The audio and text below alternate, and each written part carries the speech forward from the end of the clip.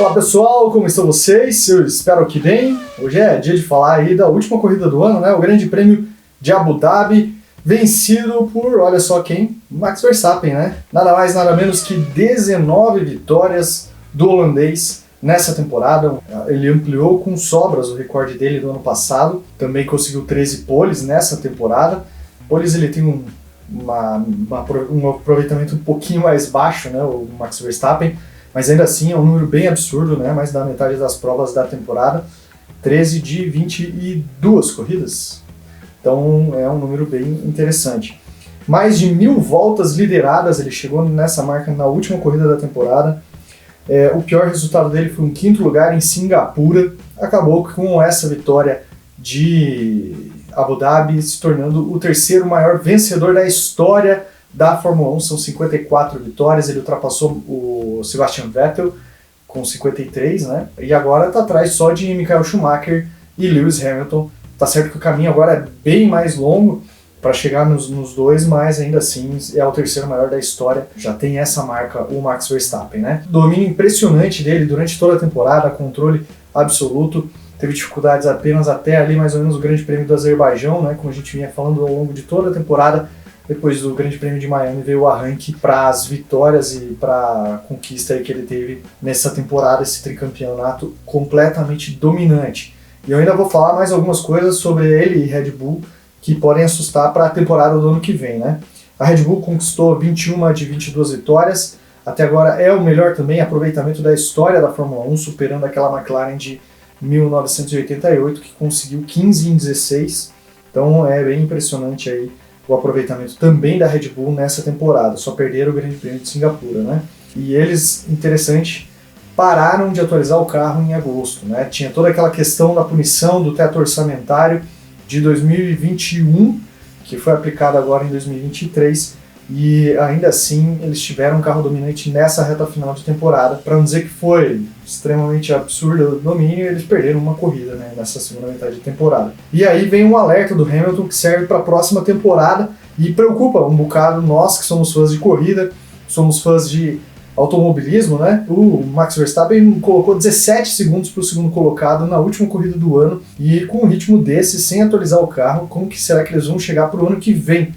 Já era uma situação que a gente via na temporada passada, tá certo que Ferrari e Mercedes conseguiram arrancar vitórias aqui e ali da Red Bull ao longo do ano passado, mas nessa temporada foi ainda mais dominante mesmo com a punição. E eles parando de atualizar o carro durante a temporada, né? Como que será que chega a Red Bull para 2024?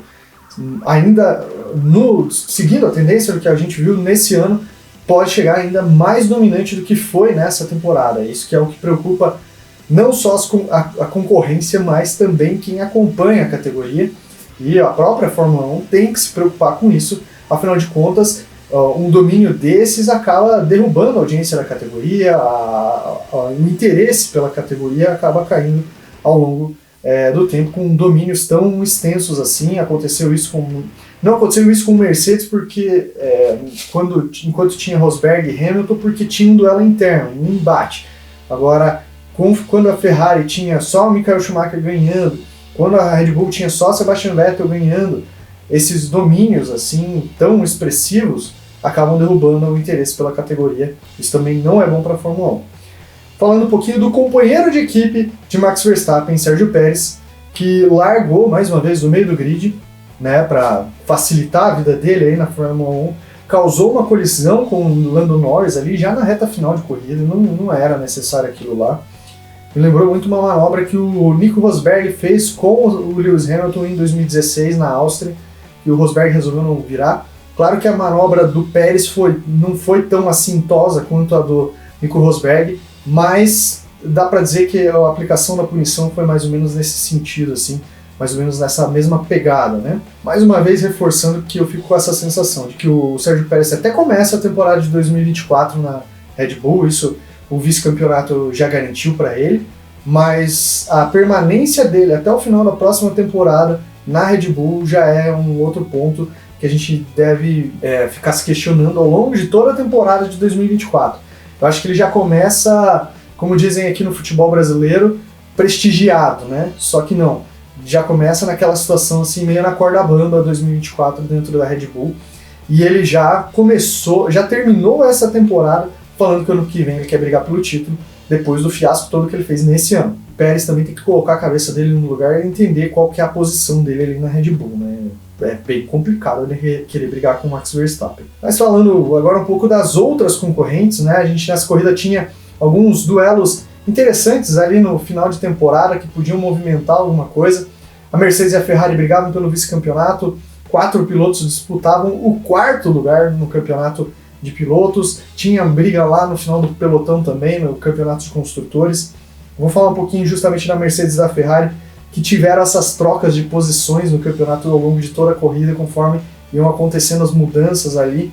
A Ferrari a hora era a segunda colocada, a Mercedes depois, e a Mercedes foi a pior durante todo o final de semana, isso ficou muito claro. E a Mercedes tem sido basicamente a terceira força, ora é a McLaren a segunda, ora a Ferrari a segunda, ora a Aston Martin a segunda força, mas a Mercedes tem a constância de ser a terceira força nessa reta final de temporada. E nessa de ser a terceira força, aos trancos e barrancos garantiu o vice-campeonato, fizeram o mínimo necessário para garantir esse vice-campeonato de construtores. Ali foi na bacia das almas praticamente, né? E no 4º lugar do campeonato tinha Alonso, Norris, Leclerc e Sainz. O Sainz ainda estava na frente do Leclerc, mas os resultados das últimas corridas fizeram ele terminar atrás do Leclerc. Aí Vegas e Abu Dhabi acabaram com qualquer esperança do Sainz, aí, que também aos 45 do segundo tempo perdeu essa posição aí para o Leclerc, e o Alonso ainda terminou em 4º no campeonato de pilotos, então salvou aí esse 4º lugar do campeonato. Lá no fundão do grid, o Tsunoda salvou a AlphaTauri de um vexame maior. Primeiro, com a chegada do Ricciardo, o time conseguiu sair da lanterna.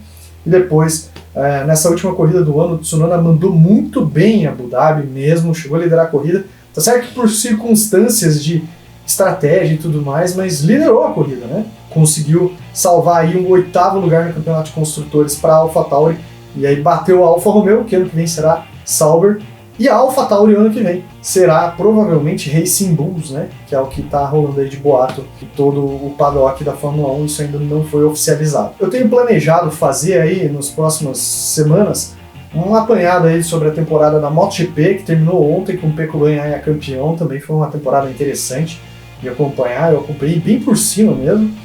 E também falar um pouquinho das temporadas da Fórmula 3 e da Fórmula 2. Esse provavelmente vai levar um vídeo só, as duas categorias. Falar aí um pouquinho das duas categorias de base da Fórmula 1 e falar da categoria rainha da moto, né, do motociclismo mundial. Eu vou ficando por aqui, mas peço para você curtir o vídeo, se inscrever no canal aí, deixa o seu comentário, o que você achou dessa temporada da Fórmula 1. Fala aí pra gente. E também espalha aí a palavra do Liguem Seus Motores, né, se inscreve no canal e espalha aí a nossa palavra dos Liguem Seus Motores. A gente está correndo atrás da monetização aí. Falta um pouquinho para o mínimo aí de monetização, mas a gente ainda está tentando chegar lá. Eu vou ficando por aqui e fique ligado com a gente.